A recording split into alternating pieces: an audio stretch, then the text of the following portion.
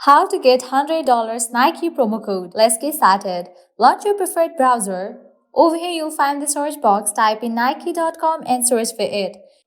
With that, you'll be directed to the official website of Nike. Now you can go ahead and log into your account, make your purchase, and while you check out, you'll find the section of promo code. Over there, you have to paste the code, and with that, you'll get the discount. But where can you find Nike promo code? For that, open a new tab. Now type in Nike promo code and search for it. Different website links will appear.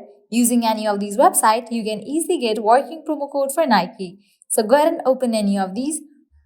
For instance, I'm gonna open this one, Groupon. After you open it, you're gonna find amazing deals and offers. Just scroll and check 20% off, 10% off, 50% off, $10 off, and many more. Head towards any of the offer that you wanna use.